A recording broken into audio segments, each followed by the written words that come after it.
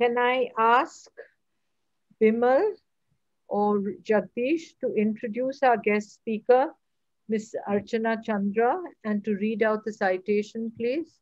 Absolutely. Hi, I'm Jagdish Malkani. I'm the chair of the Public Awards Committee for this Rotary year. Shanaz is here. And I'm delighted to inform you that we've kicked off the first of 11 public awards on a high note with this award. I'll just read the citation. This is the Somchand Parekh Best Teacher Award, which we are giving collectively to the Jai Vakeel Foundation and Research Center. And I'll just read out the citation. This award has been going since in the club since 2001. So there's a lot of luminaries who've got it before this, and this is a fitting follow-up. For over 76 years, Jai Vakeel Foundation has reached out to thousands of intellectually and developmentally disabled children, many of whom are born to the poorest families in the country. For putting in special efforts to reach out to the differently abled and disadvantaged segments of students, for sustaining the morale and enthusiasm of the students through the COVID-19 pandemic, for learning new skills and embracing new technologies like teaching videos, Zoom calls, webinars, etc., in order to not let the students fall behind in academics and extracurricular activities in a virtual world. This is the award signed by our president, Jai Vakeel, the president, Rotary Club of Bombay, for this year. So we're giving this sort of virtually. Um, May I go on to introduce our keynote speaker? Please. So that's Archana Chandra, who is the, by the way, there was a goof up on our end. She's not the chief admin of director. She's the CEO of the school. I'm sorry about that. Uh, I'll just quickly read this. Archana has charted a commendable professional journey from the corporate sector to the social development space. She has worked in various marketing, PR, and human resources roles at the Akansha Foundation, Informix, which is a division of IBM, Bennett Coleman, commonly known as the Times Group. Currently, she's the CEO, as I said, and board member of Jai Vakeel Foundation and Research Center, India's largest and oldest non-profit working in the space of intellectual and development disabilities, also known as IDD. She and her team have considerably evolved in overall direction of the foundation, helping Jai Vakeel emerge as the largest organization of its kind in India by 2019. Today, it caters to over 3,000 individuals annually who are intellectually developed and developmentally disabled and may have other related disabilities such as autism, epilepsy, cerebral palsy, visual and or hearing impairment. Over the past 76 years, it has touched the lives of lakhs of children and their families, a large number of whom are low-income families.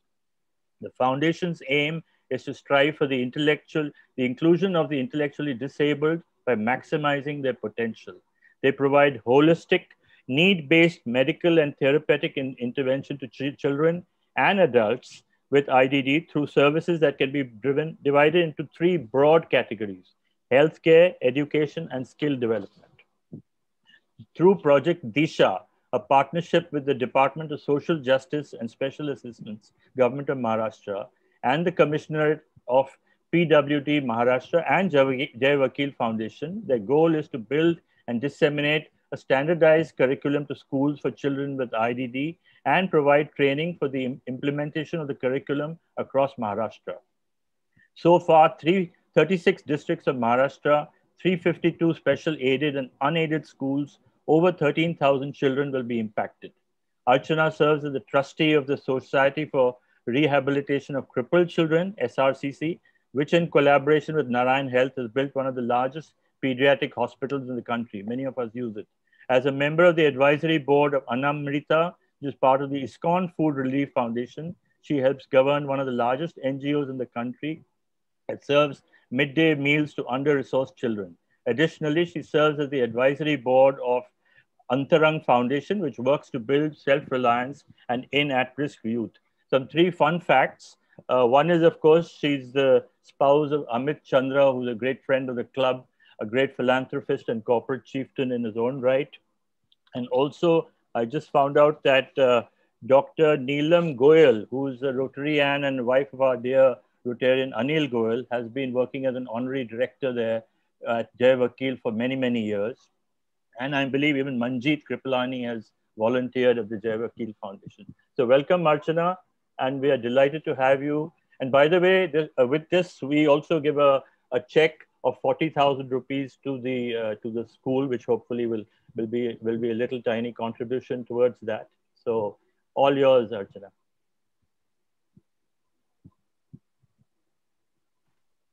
Thank you. Thank you so much for that really warm and generous introduction, Mr. Malkani. Really appreciate it. Good afternoon, President Jai Vakeel, Mr. Malkani, and all the members of the Rotary Club of Mumbai. It is indeed a pleasure for all of us to be here. And on behalf of all of us at Jai Vakeel, wanted to say a real heartfelt thank you for recognizing and rewarding the work that we do at Jai Vakeel with children and adults with intellectual disability. I think receiving the Somchand Parekh Award for us for Best Teacher for 2021 couldn't have come to us at a better time. Like Mr. Malkani said, at Jai Vakeel, almost 76% of the students that we work with come from the lower socioeconomic strata. So honestly, while COVID-19 has affected all of us in some shape or form, it has honestly exacerbated the condition of the children and families that we work with in terms of the disparities and equity increasing even more than it used to be. And I think at this point, our teachers, and we have 91 of them in our staff of 250, have pivoted so beautifully in spite or despite, losses and illnesses in their own house. They have done whatever it takes for our kids in terms of ensuring that no child has been left behind. So thank you again. It's really special for us to be receiving this award. I thought maybe we could just do a short presentation to take you through the work that we do and how we do it. And then we can probably take some questions at the end of it. We'd be happy to answer them. Yeah. I thought we'd start the presentation again with a short film to just kind of push your thinking a little bit.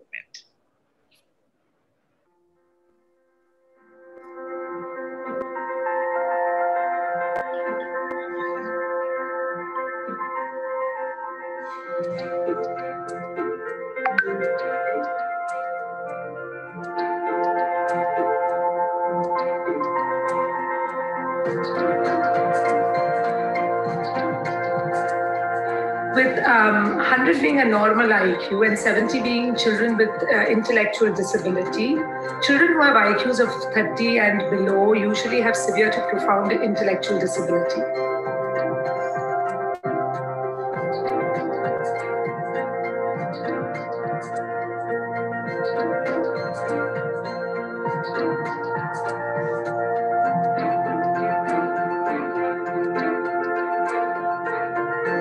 People see a group that is highly being misunderstood.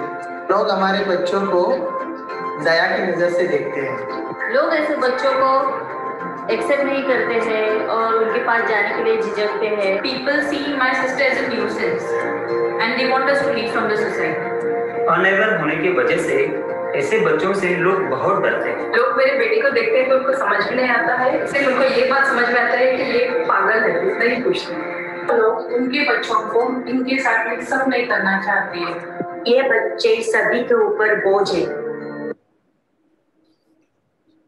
So we were in a physical session. At this point, I would love to actually have, anybody from the audience explain to me what is intellectual disability. Anybody would like to take a guess? Maybe write it in the chat. What does intellectual disability mean? We've been using this terminology for the last 10 minutes. Lower IQ, as you just explained? Absolutely. Thank you, Shahnaz, for listening to us so intently. Absolutely right. So it is an IQ-based condition where, I'm hoping I'm at 100, which is the normal IQ or the average normal IQ. All the kids and students that we work with have an IQ of 70 and below. What I have found in my 13 years of working at Jai Vakeel is that almost always these children also have some other disability which is associated with the condition. So it could vary from visual impairment, hearing impairment, cerebral palsy, autism, behavior issues, and or a combination of some sort, right? What I've also learned is that no amount of surgery can change the IQ. And therefore, what we have to do is really equip our children and their families to be as independent as possible in their daily lives. So what do we do at Jai Vakeel? Jai Vakeel, like Mr. Malkani very, very generously and beautifully actually explained, is a 76-year-old organization that was started in 1944 by Mr. and Mrs. Vakeel, who had a daughter with Down syndrome. And at that time, there was nowhere to send her for education or therapy. So they actually started in their house with one child. And over the last 76 years, we have grown to be on our 2-acre campus in Sivri, where we serve more than 780 students directly on our 3 campuses. And like I mentioned earlier, 76% of our kids that we serve come from the lower socioeconomic strata.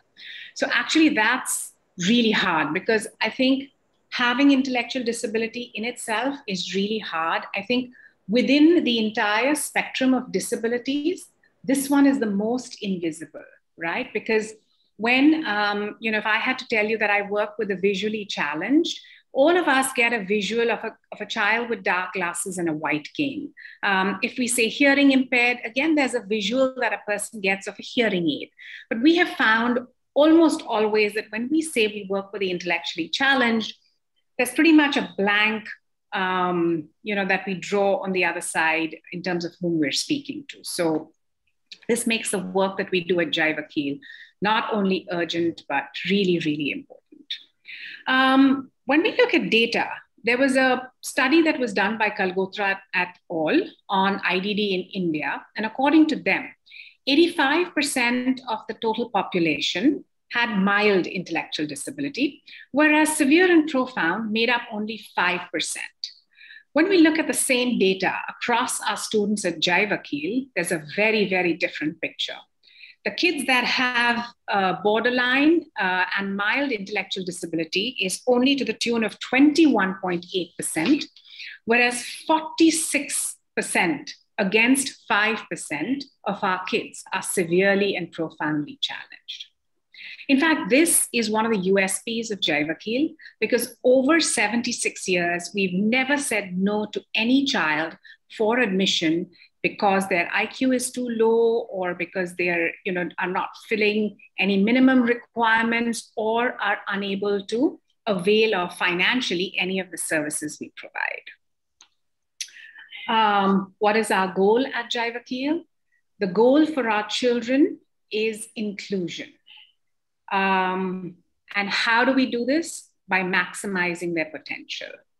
What we have defined inclusion to mean for our kids is really at a family level, at the community level, and at society level. How do we do this? So we have 3 broad interventions, or we've bucketed our interventions into 3 broad areas that we provide to our students: healthcare, education, and skill development. So what does each of these mean? So like I mentioned, the starting point for all our kids is the IQ number, right? So a government hospital like JJ will write down and say, Archana is 33, Anjali is 44, Shahnaz is 55. But that number actually tells you nothing in terms of what stage of development are you at, or what are the needs going forward. So the parents take that IQ number and come to us in our healthcare department, where Dr. Neelam Goyal has been with us for over 25 years now. And we have a whole team of doctors and therapists who assess every single child to see what stage of development are you at, what are the needs in terms of therapy and counseling for not just the child, but also for the parent. Then when the child is ready for classroom integration, they move to the school, which is typically from the ages of 3 to 18. And in school, depending on where you are on the IQ spectrum, honestly, education means different things for different kids. So if you're at borderline and mild, then for you, NIOS is the way forward, where you're allowed to do 1 or 2 subjects at a time as per your ability. If you're in the middle, moderate and mild or severe, then a lot of times we have found that academics is not necessarily the answer for you, right? So functional academics is more appropriate for these kids. So I'm still teaching you maths, but it's not really involving theorems and stuff. It is functional to the extent that you can now read the number on the bus and come from your house to school, or go to the banya ka dukan and buy that packet of wafers for 8 rupees and know how to do the transactional value of money. And if you're on the right end of the spectrum, which is you're severely or profoundly challenged, like 46% of our kids are, then we have found that academics honestly becomes a secondary goal. And the primary goal that the parents also really want for their kids is to be as independent as possible in their activities of daily living. So, being able to bathe myself, feed myself, communicate my needs, etc. In fact, till date, there is no standardized curriculum in our space, unlike the SSC board, ICSE board, and so many others for other kids. For children with special needs, there is a framework that Jai Vakeel worked with the government to create in the 1950s that all the schools are still following. So from 2013 to 2019, we actually built our own curriculum for this space that we are currently using both at Jai Vakeel as well as taking to other schools all over Maharashtra. When the child turns 18, they move to the skill development section, where we have a vocational training class where we're trying to equip our kids to actually try and place them outside. So exactly like in the Ulhas project, we heard about all the fantastic work being done in terms of placing the kids outside. That too is a huge focus for us at Jai Vakeel. Again, we've learned that not all of our kids can actually be placed out. And we want to do right by each child. So if the child is not able to go out and work, we move them to our sheltered workshop, where we have 8 different vocations that we teach them. And at the end of the training, they all get paid a stipend, in which case nothing better in terms of building self-esteem like money in the bank for you. Move to the next slide. Right. It was actually really heartening to hear in the earlier presentation all the initiatives that you were doing, and especially how it was all calibrated for COVID. So for us at Jai Vakeel as well, life was going fairly smoothly till March 2019, March 2020 till COVID struck. And when I look back, we actually broke down our interventions in 3 broad phases. Phase 1, which was starting in March all the way till June, was just staying connected with our kids, right? And ensuring their well-being. It was at this time that I think over 4,500 calls were made to our kids to just ensure, is all well at home? Is there food on the table? Are you okay in terms of safety and well-being? Food packages were provided to them. About 563 grocery kits were provided, because a lot of our parents actually lost their livelihood. Some of them were daily wage earners. And even medicines were provided to over 100 kids, because neuro drugs cannot be stopped no matter what. We had also taken measurements for some of our kids for orthosis. So in spite of the lockdown, 4 orthoses were delivered to our kids to ensure that, there's no long-term damage that happens to the kids. Phase 2 was typically in around April, when the parents started telling us that, this COVID doesn't seem like it's going anywhere. The children are getting restless. We don't know how to engage them at home, because this was actually summer break last year, right? So schools were off. And they were like, can you help us create some sort of a structured timetable for the child at home? And that is, again, when our teachers stepped up. In fact, some of them were in the Gaon. Some of them had limited Wi-Fi. The phones that they had were not designed to make videos, but the teachers and the staff stepped up, and we created the first digital content library, which had over 150 videos across 18 playlists, so ranging from drama, music, academics, of course, yoga. It was like it started, the morning began with assembly line, like exactly like how we did over here. The national anthem was sung. So we really, really simulated a classroom environment for the kids in the summer break last year. And we launched this on the 30th of April. We opened it up not just for the Jai Vakeel students, but even other students. And we had over 1,000 subscribers really quickly. Phase 3 for us was really thinking about what does the online education plan look like, right? Because COVID was still there in June. And again, the teachers had to pivot because the material that we had created was all meant for physical online classes. And especially for kids like ours, just retaining attention for over a longer period of time on a Zoom call was huge. It was a huge challenge.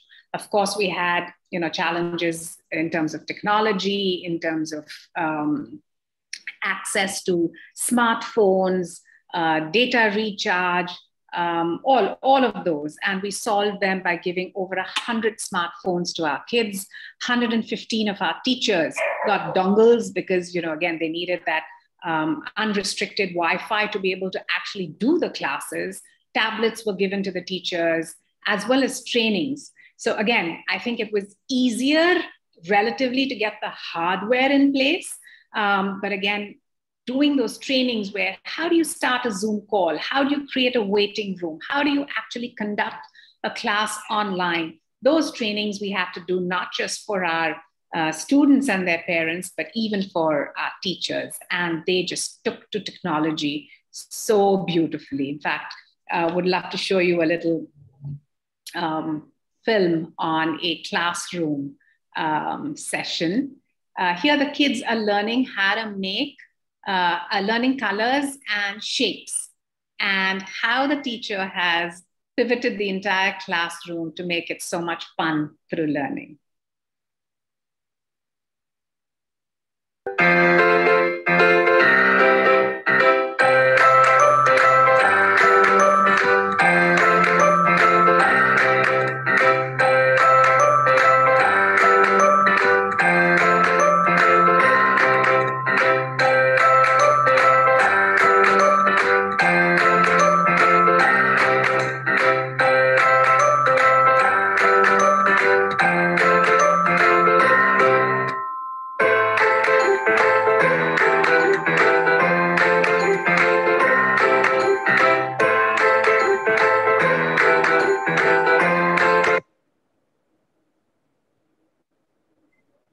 Thank you. So that was fun and learning happening in the classrooms in school. Even in the skill development section, that was not to be left behind. We actually made virtual kits. Boxes were made, which were sent to the children's homes. So like for diya making, for candle making. One of the kids also got a sewing machine because she was so good at doing that from her house. And all of this was dispatched to the kids in their houses last June. This enabled us to make almost 14,000 products, which we sold at Diwali time. We were really, really nervous in terms of, ye sare products bana to liye hain, inka karenge kya? How will we do online sales? But team and teachers pivoted beautifully. We had online exhibitions in people's homes, and we made sales to the tune of 44 lakhs. Just to put that in context, our total sales for the previous year was 1 crore. So not bad at all, given that we had to pivot so quickly. So this was all the activities that we did during COVID for our kids on our campus, the 700 kids that we have. Last June was the year when we tied up with the government of Maharashtra to take our curriculum to almost 400 schools all over Maharashtra. And honestly, for a split second, we were like, we're not going to be able to do this. It's one thing to train your own teachers and give them all the support that they need. How are you going to do this for 2,000 teachers, right? But again, I think it was a momentary sense of panic that we had. We knew we had to pivot. We had to do this because all these schools were depending on us. So once again, the team figured out how to do this. We broke the sessions up into online Zoom sessions, which were few, but a lot of the training was offline. Videos were made, calls were made, smaller groups were made through which all of this was shared. Material was physically sent to them. A lot of those teachers then went to the students' houses to disperse the workbooks, the worksheets, and things like that. So honestly, couldn't have been more proud of, again, how all of this happened in spite or despite the COVID conditions all around us. We were hoping sometime this year that we'd be able to reopen and have some hybrid form of classrooms, but that was not to happen.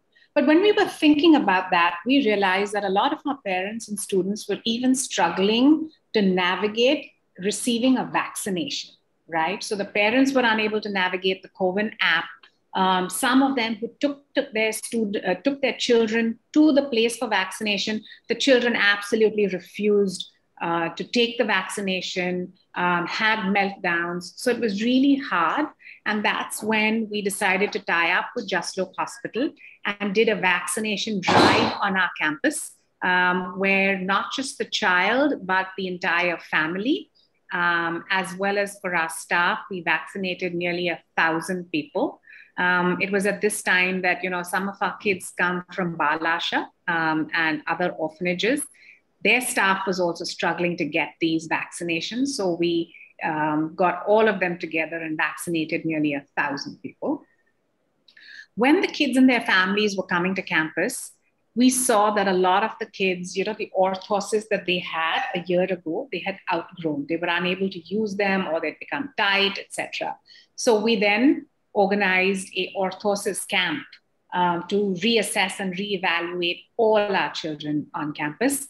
When we were doing the orthosis camp, we realized that there were a lot of behavior issues that were manifesting in the child, some because of the family conditions, some because of COVID, but all of them was becoming difficult for the parents to manage at home. So we have, from June onwards, undertaken to actually do an entire medical and therapeutic assessment for all our kids in small batches of 25.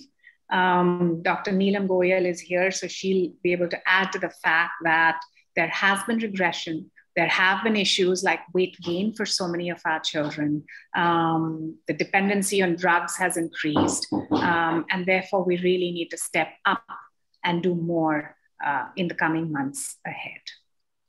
At this point, I'd like to just show you another short film to wrap up.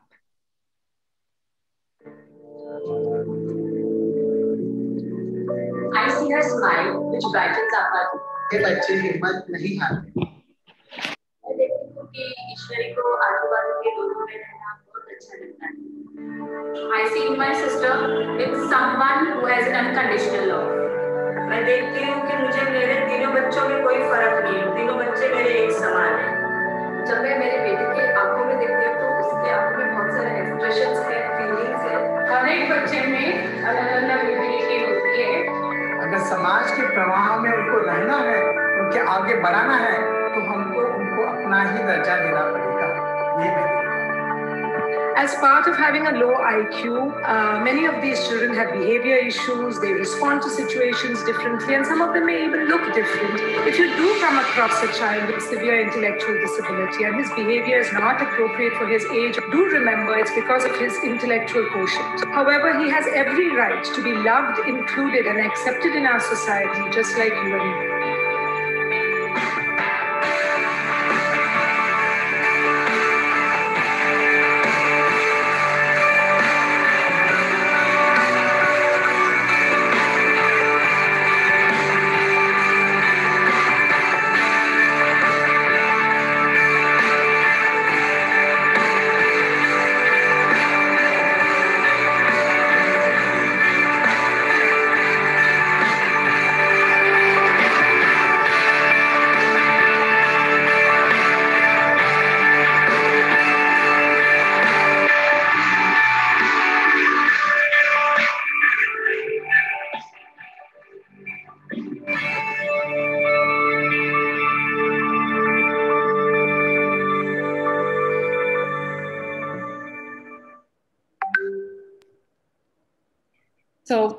we will continue to do all the work that we're doing and more for our kids.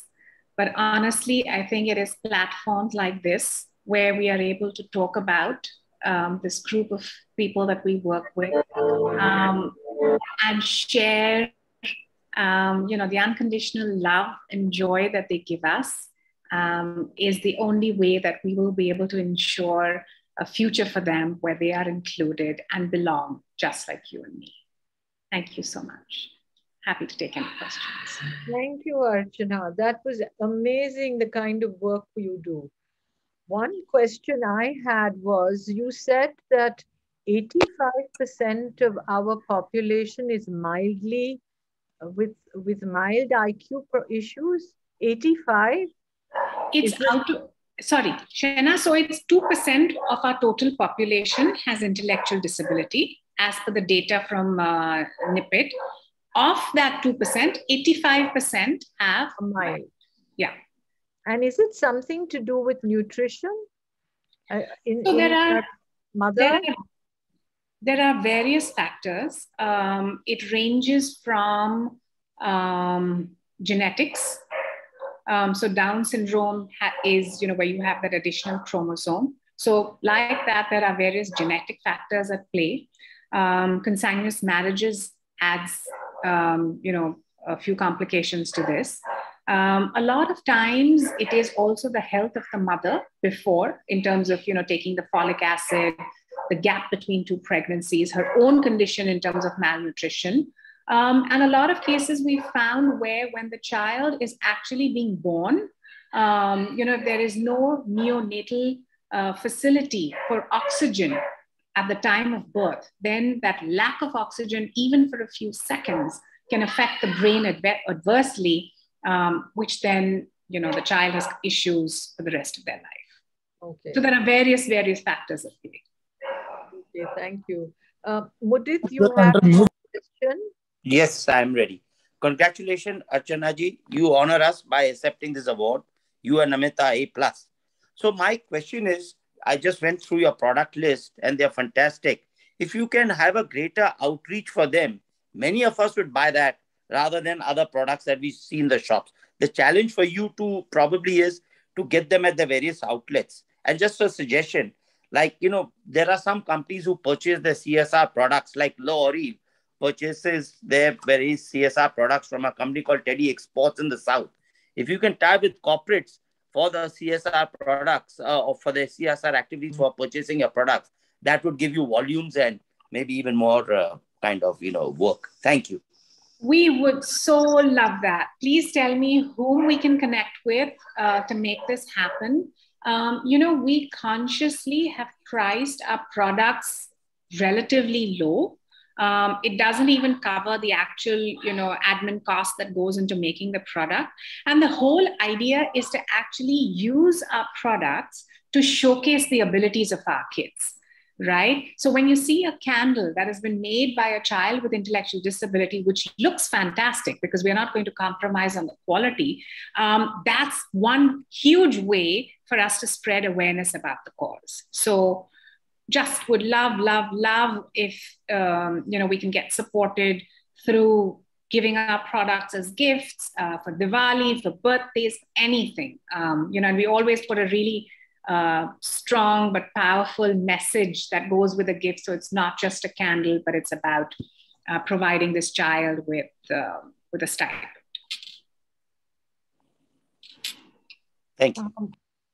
Do you find that these children are far more caring and loving when you look at it? I mean, do you find that they have a certain, affinity to human beings, or they have this gentle innocence that you would not see elsewhere? You couldn't have said it better, Shehnaz. I know you framed it like a question, but that is the honest truth. So I have to admit, and I saw Darius Pandol on this call, but so the first time I went to Jai Vakeel, I was actually taken by a dear friend, Anaita Pandol. And I remember telling her, Anaita, how am I going to work with these kids? I'm not trained or equipped to really work with them. And I was even struggling in my head of how am I going to engage with them?